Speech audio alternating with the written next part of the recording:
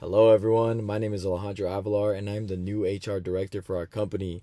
I am so excited to take on this new role, and in the next few months, I will be presenting a series of trainings and presentations that will help transcend our organization to the next level. So, without further ado, let's get started with this week's focus on performance analytics.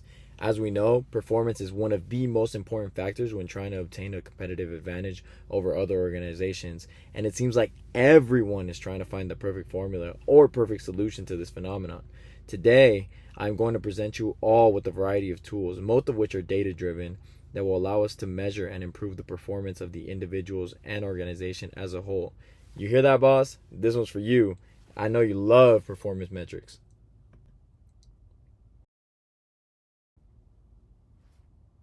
All right, so in this course, we will start by addressing one of the biggest expenses found within organizations, which is employee turnover, and address all the costs associated with that. Then we will dive into our first action, investing in people health and well-being.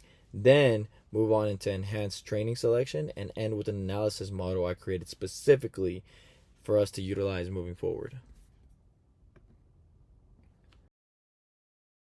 So, to kick off all of this, there is no doubt that one of the most impactful determinants of performance is that dreaded reality of employee turnover, right? Not only does this have high costs for the company, but it also causes productivity to be halted or even halved. However, the opposite can also be true. With the right acquisition of talent and proper training, productivity can skyrocket, and before you know it, you are competing with the top organizations of the world. Of course, as can be seen here, we have two different kinds of separations that can occur, one being voluntary and the other being involuntary, meaning one is a termination by the employer and the other one is, to put it in simple terms, an employee quitting, right? So turnover will provide us with two main costs: separation cost and replacement cost, both of which we will discuss next. All right. So our first separation cost is, of course, the exit interview itself, which is a major loss to the company in terms of productivity and never mind capital. During this process, the employee is being paid, all while being unproductive, as well as the interviewer, who could be doing something much more productive with their time. Right here on this slide is the equation that will allow us to calculate the total cost of the exit interview process, a process which is entirely unproductive. Next, we also have separation pay and unemployment cost, both of which are company expenses for unproductive time. Do you see where I'm going with this? We do not want to be essentially wasting money for unproductive activities. And lastly, we have replacement cost, which is our most important section of the three presented. But why is that? The reason for this is because with the correct talent and thorough training, you can hire some of the most productive and passionate employees that will transcend our company to the next level. But how do we keep this talent within our organization?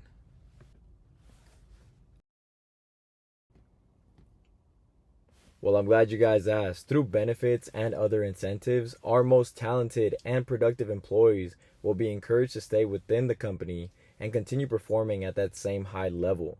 Workplace health promotion is one of the most effective ways to improve employee well-being, morale, and overall performance.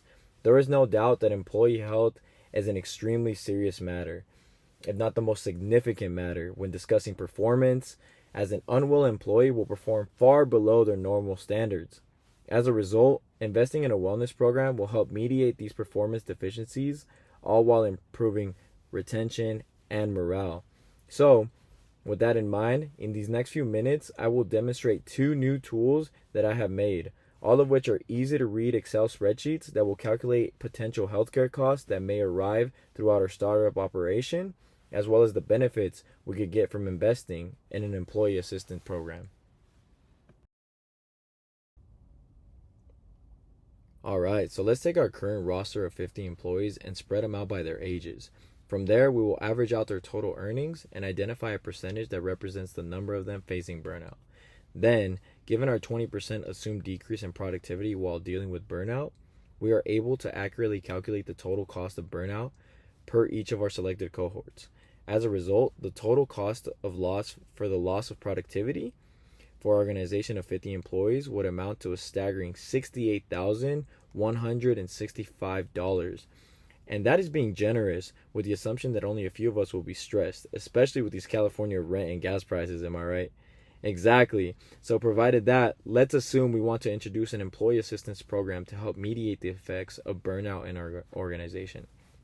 I made this Excel that will allow anyone in this room to test the return on investment for any program. Here, you can see an example of how a training program that I reached out to could benefit our company at its current scale of 50 employees. We all know that the cost of turnover can be detrimental to a company's finances, and even more so one like ours that is just starting up. So this tool will allow us to test just how beneficial employee assistance programs can be for us. The less turnover we have, the better our productivity will be.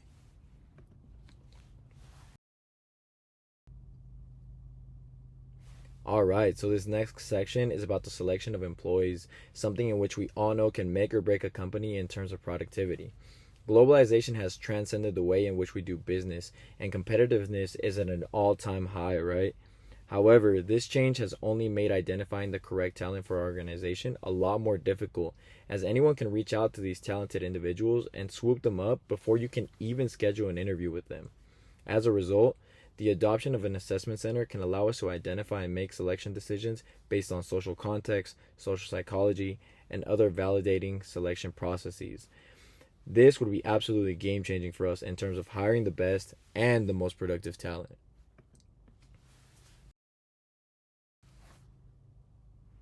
So, just like in my previous example, I made another easy to work and easy to read spreadsheet that will allow us to easily calculate the return on investment for any assessment center. Notice I keep saying the word easy. That's because it is. Here we insert the validity of our current procedure versus that of the new one. The same with the cost per applicant, and the rest is self-explanatory. Do you see how easy that is?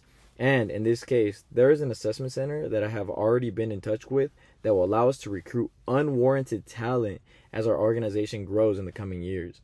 In this case, if we anticipate a selection rate of 30%, assume an average tenure of 5 years per selectee, and a validity of 0.5, which is advertised by the organization I reached out to, the result demonstrates that this assessment center will give us an average gain of $4,309.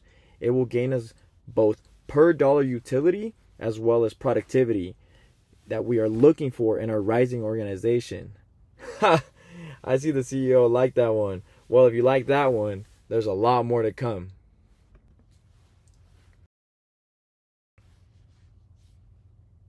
All right, and lastly, with globalization and the rapid rise of technology, the demands for development and training have skyrocketed. The world's top talented individuals desire those jobs that offer a variety of complex trainings that allow them to grow their skills and offer a lot more than just a salary, right? If we are to compete with the world's largest organizations, then we need to develop robust development systems that foster team collaboration and interaction.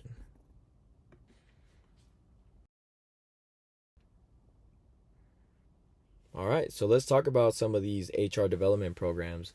I created my final spreadsheet for you all, which is just as easy as the rest. This one uses an equation I demonstrated here on the slideshow. So the equation that shows the monetary gain equals that of N, or the number of employees that will be trained. That will then be multiplied by T, or the expected duration of beneficial effects. And then again by D and SD, which includes the ratio for the difference in job performance for those trained versus untrained, and the dollar valued standard deviation. And lastly, we subtract that long multiplication equation by C, or the cost of training multiplied by the number of employees that will be trained. And as it can be seen, we simply plug these values into the spreadsheet and we get a clear estimated utility for any training program we choose. In this case, the estimated utility for this program would amount to a staggering $2 million. I can already see our bright future here, and despite the large initial investment, these programs are going to be absolutely revolutionary for the growth of our company.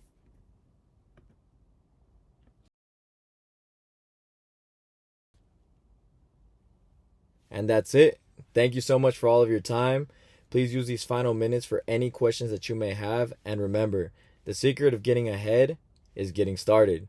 Those are the wise words of Mark Twain. Now let's get out there and let's make some history. Thank you, team.